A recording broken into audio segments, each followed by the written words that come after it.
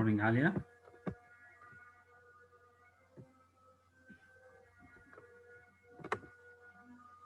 Alia, Loyan.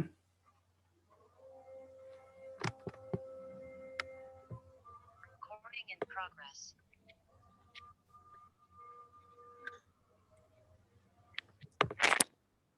هاي مستر. Morning. Ready? مستر أنا وكنوز وعليا من موبايل واحد بس عشان احنا جنب بعض فبيعمل ايكو. Okay. So فاحنا من you'll be one name. يس علي وليد. أسميه تاني. Alia, Kunuz, and Jannah. Jannah Gouda.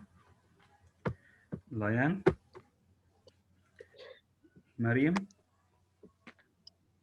هاي يا مستر أنا كتبت. No problem. Mariam. Mimi. أسامة. أسامة درويش تدرس. ياسين.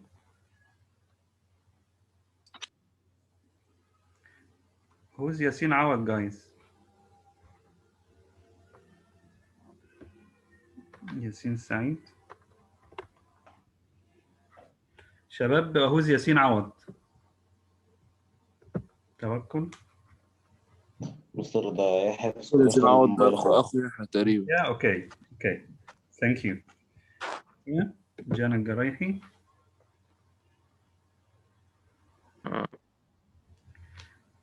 ياسين يحيى. طيب ياسين السعيد. يوسف عوض.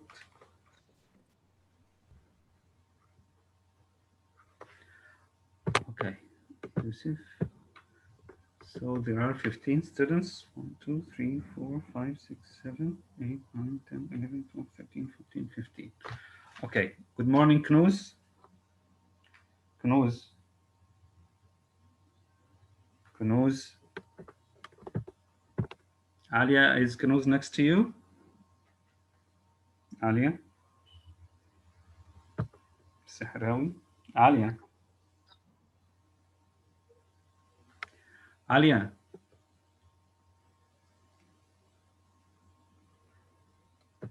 Okay. Alia, can't you hear me? Alia Walid? Yeah, Alia. Where is Alia? Oh. So I have Hassan Gouda, Boghdadi, Rohayim. Rohayim, I haven't written your name. Haya Al-Masri, Jana Garayhi, Mariam, Muhammad Adil. Good morning, Adil. محمد بتغيب كتير ليه يا محمد عشان درجات بس يا حبيبي انا خايف عليك. حاضر يا مستر. ربنا يبارك لك. اوكي. أسامة, good morning. Good morning. Okay. Ali Gizi is here. Ali. Morning, Ali. Alwa. Mr. Ali, good morning. Ali. Ali Gizi, you have just joined. Ali. Ali. Ali Gizi, can you hear me? So how did you join, Ali? Boghdadi, can you hear me? Abdurrahman Boghdadi? Yes, Mr. I can hear you. How are you? Mr. Fine. Ali? Ali, I remove you from the class. Ali, can you hear me? Ali? Ali, you just joined. Where are you? Okay, sorry, Ali. No, Mr. سامعني. أيوة يا علي أنت فين؟ No. Okay, طيب.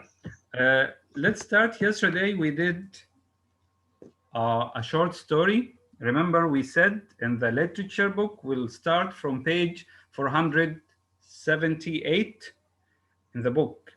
Okay, not the PDF form.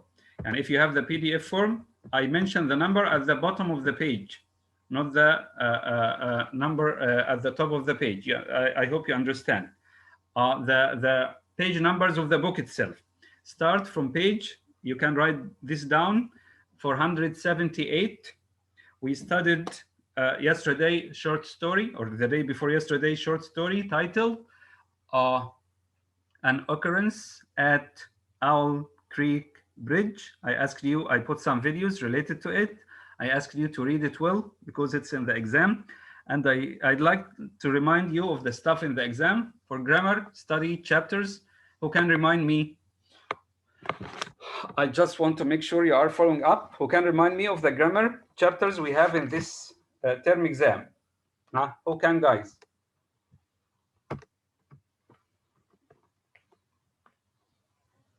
Nobody knows? Hassan Rohaim. Hassan? Yes. Can you tell your friends about the grammar chapters we're going to have in the final exam, inshallah? 2 chapters صح؟ Yes, number 26 and 27. The last two chapters, we did 25 in the 7. quiz. So we're not going to do 5 again. Chapter 26 is capitalization, and chapter 27 is punctuation. Sorry. So you're Punctuation. for these Yes. two chapters. And as for the novel, can Jana Garaihi remind us what part we'll have in the final exam in the novel, Jana? Chapter 10. Yes, and the epilogue, it's about 3 or 4 pages only. Along with the chapter, it's about 30 pages. Please read them carefully from now and don't cram on the night of the exam, because on the night of the exam, you keep asking me, what are we supposed to study? Study from now. You still have about 18 days before the exam. So again, chapters 26 and 27 in the grammar, and you did this tons of times. Grade 10, 9, 8, you do it again and again. Just read it quickly and read part 10 carefully, because the questions are about the events of the part. And in literature, again, start from page 478. This is day 4 of this week. We did, again, a short story entitled An Occurrence on Owl Creek Bridge. And yesterday, we talked about primary sources. If you remember, primary sources are the documents that help us understand any historical event. And in this chapter, we're doing something related to journals and diaries. And yesterday, we did a diary, if you remember. Let's go back to the first page. It was written by a lady called Mary Chestnut, or Chestnut. That's it, from Mary Chestnut's Civil War. The title of this diary is Civil War. And here, as we can see, she describes 4 days of her life in 1861, before and during the Civil War, American Civil War. You know, the Civil War started from 1861 to 1865. The Civil War lasted for 4 years. It started on June 12th, or April 12th, sorry, 1869. And we talked about the Battle of Gettysburg, or Gettysbury, that took place in Pennsylvania, in which about 51,000 people died, and the Union troops defeated the Confederacy. And the woman was talking about the time before the attack on Fort Sumter. And we said that Fort Sumter is a small island off the shore or the coast of South Carolina. South Carolina, you know, is one of the Confederacy, or one of the Confederate states. They attacked this island on April 12th, 1861 at 4:30 in the morning. We talked about these details yesterday. And she, in this diary, she describes social life, and she talked about the dinners to which rich people were invited again and again. And remember that we said that the commander of the Union troops was called, can anybody remind me of his name? Can anybody remind me of the name of the commander of the troops, the 85 soldiers that belonged to the Union troops on Fort Sumter? Yusuf Awad, can you? Joe? Yes. Do you remember the name of the commander? I can't hear you. Do you remember the name of the commander of the northern troops or the Union troops on Fort Sumter Island? We said it again and again yesterday. Take your time. His name was Anderson, right? Oh, Anderson. Oh. And Mary talked about her husband, Mr. Chestnut, and she said he was a negotiator with the Union troops.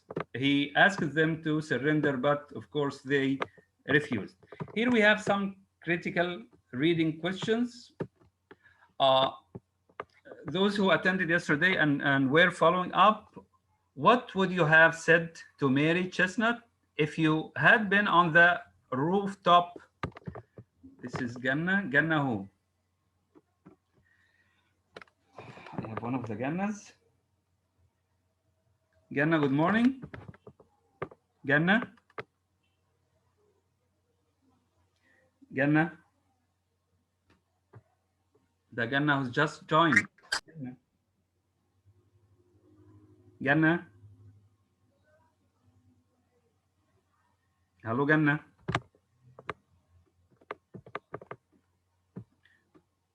Again, Janna.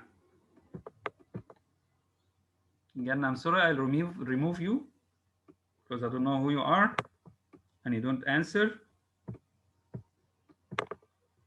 I said again and again, if you have a problem with your mics, Ganna who? You're Ganna. Ganna who? Ganna Tamer or Ganna Gouda? Can write your full names, please. I don't know who you are. I want to write your name down here. And I'm not sure who you are. Can you answer my question, please? Ganna, change your name, please, or rename yourself. Okay. Right. Again, what would you have said to Mary Chestnut if you had been on the rooftop with her in the early morning hours of April 12th, 1861? You know, we said yesterday that on or at 4:30 in the early morning of April 12th, 1861, the Union troops, okay, started to be fired from the Confederate troops, okay, and people went or clambered the rooftops of their houses to watch these fires. If you were there standing next to Mary Chestnut in this situation, the question is, what would you have said to her? Any answer? Your answer, any answer is correct. What would you have said to her in this situation? Mariam, can you answer this question?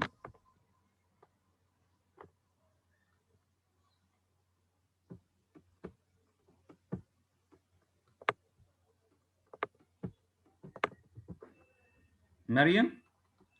Guys, use your names. Yes, Mr. Can you answer my question? Use your names, please, and write your full name. يعني مريم النقيب, Osama, and so on. Okay. Okay, Mariam, go ahead.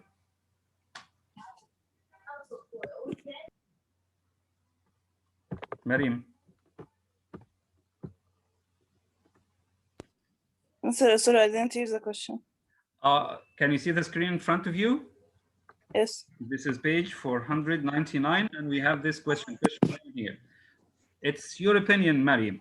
What would you have said to Mary Chestnut if you had been on the rooftop next to her in the early morning of April 12th, 1861?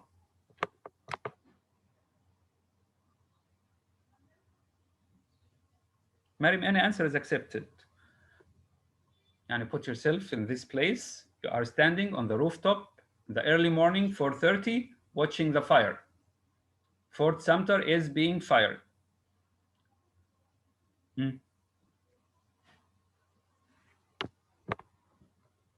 No answer?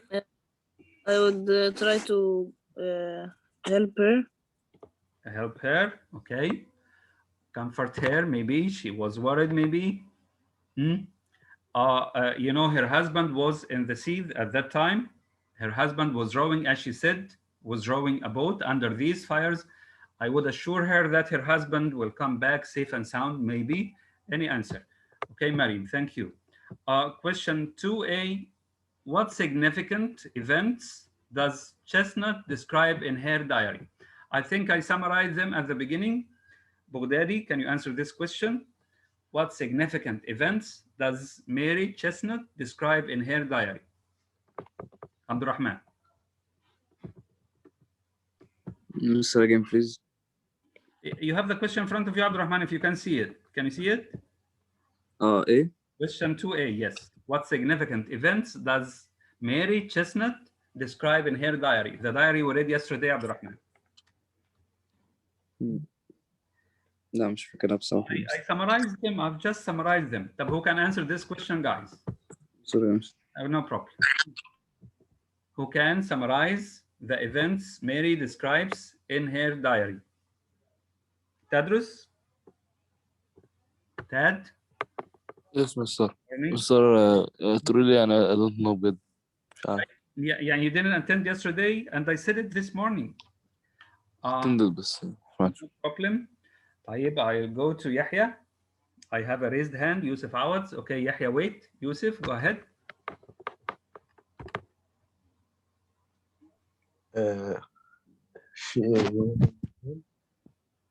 Raise your voice, Yusuf. I can't hear you.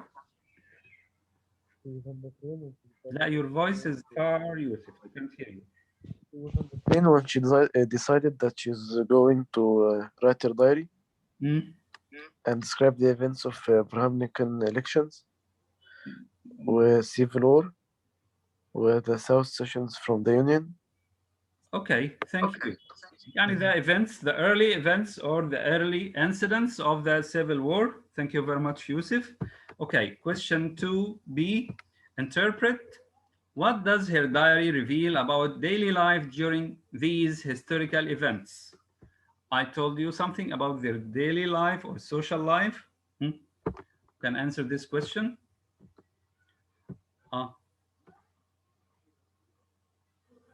Hassan Ruhaim, can you answer it? What does the diary tell us about their daily life or social life? Abu Ali? Hassan, are you there? Hassan Ruhaim?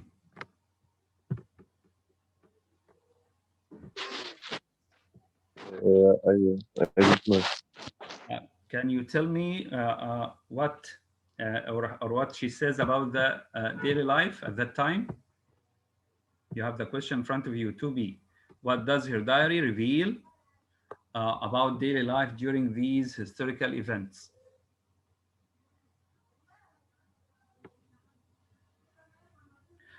I don't know.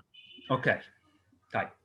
She talked about their social life, and she talked about dinners that were held at their home and parties because she belonged to the aristocratic class. She was a rich woman. Her husband was like a senator and a high-ranked soldier in the Confederate Army. Okay. Letter C. Do you find anything surprising about Chestnut's description يعني, of the events themselves or of people's reactions to them? Explain. Type. Let's skip this question. What role does Chestnut's husband play in the events at Fort Sumter? I also said this at the beginning of this session. If you were following up, you would answer this question. What role does Chestnut's okay, Usama. What role does Chestnut's husband play in the events at Fort Sumter?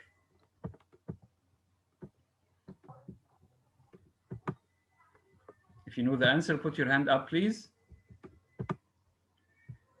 I still have one raised hand. I think it's Yusuf's. Yusuf, do you want to answer? Or you just forgot it? It's from the last question. Okay, no problem. Type. Can anybody answer the question, guys?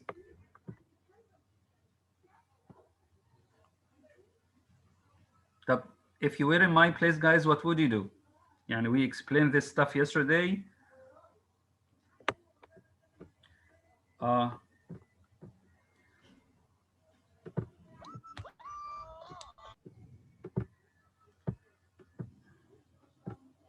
طيب. I said this stuff yesterday, and today nobody wants to answer or nobody knows the answer. So, guys,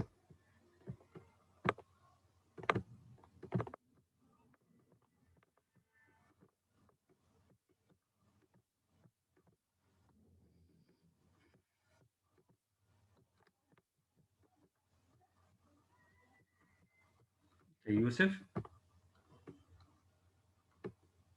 Yusuf, you raised your hand again. Can you say the question? Question 3A. What role does Chestnut's husband play in the events at Ford Center? I'm not sure, but can I say an answer? No problem. He participates in the negotiations with the commander. Perfect. That's it. He was the negotiator with the commander of the Union troops on Fort Sumter. Thank you. That's it. Thank you, Mary. Thank you, Jana. What does his response to the events and the people involved tell you about him? What does his response to the events and the people involved tell you about him? Right, let's skip this. Hypothesize.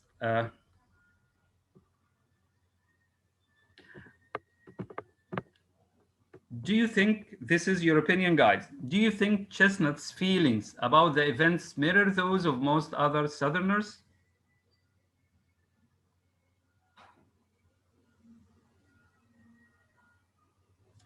Okay, looks like I'm talking to myself. Today we're going to do the second primary source. It's a journal, not a diary, and we explain the difference between them. And there is a sheet on SMS explaining the difference and comparing them. Please make sure you read it, because you'll be asking the exam about the difference between both a diary and a journal. This is a journal. We said yesterday in brief that a diary describes an event, just like a comment on an event. But a journal is shaping these ideas, giving emotions, suggestions, as we will see here. The title of this journal is called A Private, written by Warren Lee Goss. And a private here means a low rank soldier. If you can hear me, guys, a private means a low rank soldier. طيب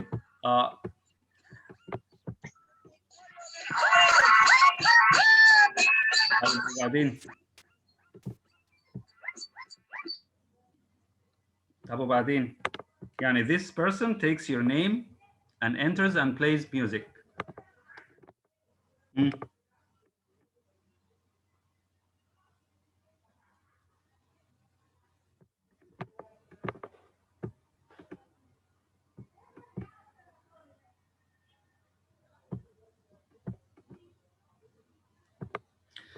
Okay, fine.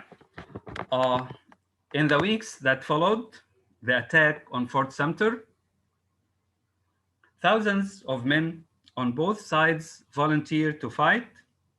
Among the early enlistees was young Warren Lee Goss of Massachusetts. You know that Massachusetts is a state in the very north of the United States of America. This is the map, and this pink state here is Massachusetts.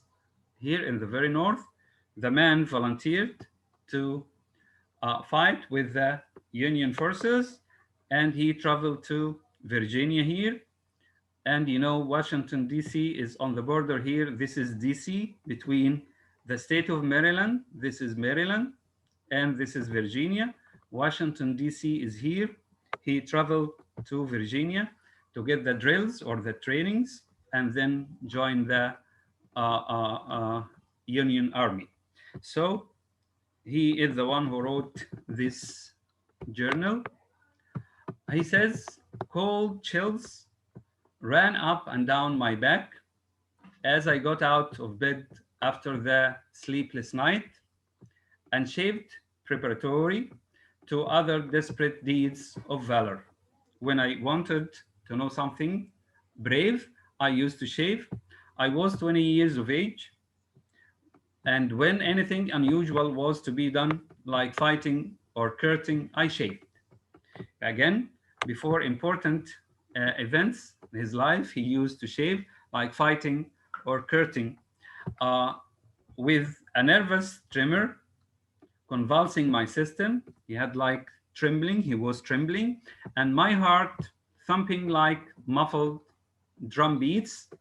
I stood before the door of the recruiting office, and before turning the knob to enter, read or reread the advertisement for recruits posted thereon. So he tells us about the moment he went to the office where they volunteer or enlist themselves in the army. Okay, and before turning the knob to enter, read and reread the advertisement or the advertisement. Both pronunciations are correct. For recruits, a recruit is a newly drafted soldier. Until I knew all its peculiarities, he read everything about volunteering, the promised chances for travel and promotion. Remember these two things. So most of the young people who joined the Union forces at that time wanted to travel and to get promoted. The advertisement promised them travel and promotion. It seemed good to him, and I thought I might have made a mistake in considering war no serious after all. Again, and I thought I might have made a mistake in considering war so serious after all. Chances for travel, I must confess now, yes, he had a chance to travel. As I told you, before, he traveled from Massachusetts in the north to Virginia. Okay, so this is travel. What about promotion? Until I know, sorry, I'm here. Chances for travel, I must confess now, after 4 years of soldiering, that the chances for travel were no myth, but they were true. But promotion was a little uncertain and slow. Again, in the advertisement for volunteering in the Union forces, young men were promised two things: travel and promotion. He spent the 4 years of the Civil War, and he traveled a lot. He traveled from the north to Virginia. He traveled. He says it's not a myth, which means it was true. But promotion, he says here, was a little uncertain and slow. So I'd like to stop here and ask Ganna Gouda, what are the two things that young people who wanted to volunteer in the Union forces promised? Ganna Gouda, can you hear me? Ganna?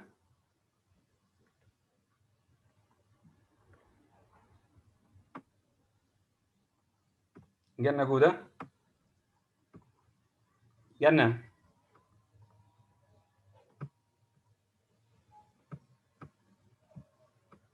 Okay. Hassan Gouda, can you hear me? Hassan? Hassan Gouda. Yes, miss. Yes. Can you answer my question? Can you say it again? والله Hassan, I said it twice. والله I said it twice. Why aren't you معلش following والله up, guys? حبايبي كده ما ينفعش والله. كده ما ينفعش. دي مش سيشن يا حبايبي. حبايبي I say the same stuff again and again. كلام لحسن والناس الثانيه كلها ما ينفعش كده. ده مش كلاس بصراحه. ده مش كلاس يا حبايبي. كلام سهل وبسيط. And I said it again and again. ياسمين السعيد. ياسمين السعيد. ياسمين. طيب ياسمين is removed. Layan. Layan and Yusuf Sihrawi, fix your mics, please. You have no excuse. I'm sorry. Layan and Yusuf Sihrawi. Haya? Hi, can you answer my question? Hi, Al-Masri. Sir, I don't know. What's the question, Haya? What is the question I was asking? I didn't hear it well. Why didn't you hear it well? You can hear me now.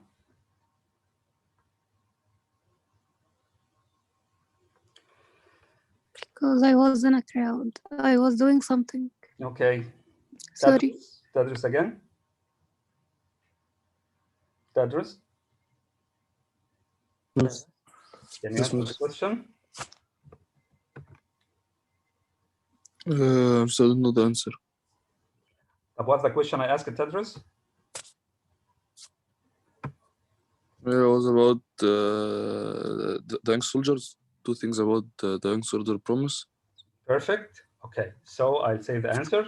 You said the question, I'll say the answer. They were promised to travel and they were promised to be promoted. The writer of this journal said, yes, we traveled. It was no myth. Again here, chances for travel were no myth. Yes, we traveled, but promotion was a little uncertain and slow. He spent 4 years, the 4 years of the Civil War in the army, and he wasn't promoted, or he was promoted slowly. It wasn't the promotion he anticipated or he expected. I was in no hurry to open the door. Which door, guys? Again, the young man who was 20, went to the place, the office where they enlisted their names in the army. He was in no hurry to open the door because he was hesitated, as he described his feeling at the beginning. Though determined to enlist, he was determined to enlist, but he was still hesitated. He was hesitated and determined at the same time. I was half inclined to put it off a while. He wanted to delay it for some time. Remember, a while means for a while. A while written as one word means for a while. I had a fluctuation of desires. I had a flow of desires. I was faint-hearted and brave. I was faint-hearted and brave. A faint-hearted is someone who is not brave.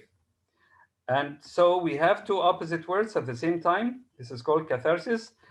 He was hard-fainted and اللي احنا بنقول عليه بالعربي قلبه رهيف. And brave.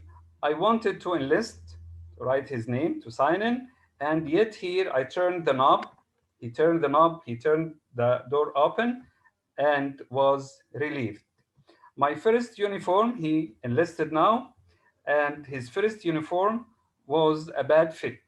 It wasn't his size. My trousers, yani maybe you'll have a question in which you are asked, or you will be asked to describe why or explain how Goss's, this man's name is Lee, L-E-E, Goss, G-O-S-S. Explain how his first uniform was a bad fit. So his trousers were too long by 3 or 4 inches, about 7, 8 to 10 centimeters long. The flannel shirt, or vanilla as we say, was coarse, was harsh, and unpleasant. Too large at the neck and too short elsewhere. The forage cap, it's a type of cap they used to wear, was an ungainly bag, a bad one, with plasterboard top and leather visor. The blouse was the only part which seemed decent. The only part of his uniform he liked was the blouse. So there was a problem with his trousers, his flannel shirt, his forage cap, but the only good thing was his blouse. While the overcoat made me feel like a little nubbin of corn, you know, the cob of corn, in a large preponderance of husk. Imagine we have a cob of corn, which, you know, the husk is the shell or the outer part of the corn cob. We have much husk and small cob. The core or the part in the middle is very small. And he once said that the overcoat was very, very big for him. Nothing except Virginia mud ever took down my ideas of military pomp quite so low. He was drilled, or they were drilling in the Virginia state, as we said, and most of the time it was muddy. Okay, I'll pause here and see you in 5 minutes. Please come back active and cooperative. Thank you very much.